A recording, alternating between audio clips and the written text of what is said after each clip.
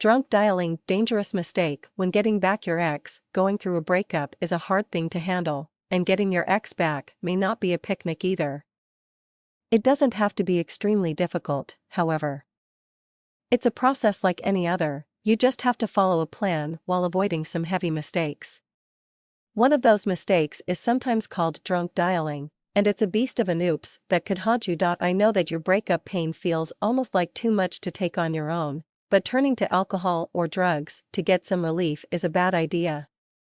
It's a short-term fix that could have some serious long-term circumstances, and personally, I think the price is too great to pay for just temporary comfort. Impaired judgment during a breakup isn't a good thing, and it can cause you to make mistakes that could cost you big time, not the least of which is drunk dialing. This often happens late at night, when your loneliness is at its peak and you can hardly bear the burden of not being with the person you love. The urge to see, or at least talk to your ex, can be almost overwhelming, and if you've added drugs or alcohol to the mix, you could easily start to feel at first like maybe it wouldn't hurt to call your ex. You start reasoning with yourself, talking yourself into it, and as time passes and your hurt festers, it stops seeming like a bad idea and starts to sound like a good one. You pick up the phone, and your fingers dial the number on their own.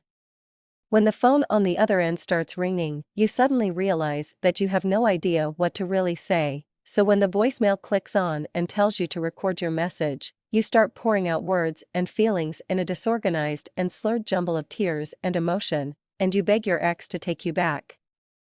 You ramble on for several minutes, until you finally feel like maybe that's enough and you hang up the phone feeling dejected and emptied. It may not hit you until you wake up in the morning, but it won't be long before you realize what it was you just did and start to hate yourself for it. You curse yourself because you may well have just destroyed your chance to get your ex back. This happens to a lot of people, and it really sucks because it could have been avoided if you had a full sense of self-control. It's important to understand that doing this sort of thing doesn't work like it does in the movies, and that instead it only makes your situation worse as it makes you appear desperate and pathetic, two things that don't scream attractive. If at all possible, you must avoid making this mistake. The best way to do that is to deal with your pain in other, healthier ways rather than turning to drinking or other means of using a chemical to make yourself feel better. It just doesn't pan out in the end. If you can avoid doing something like this though, you'll find you actually stand a pretty decent chance of getting your ex back if you try. For more information and free tips, take a look at the site below.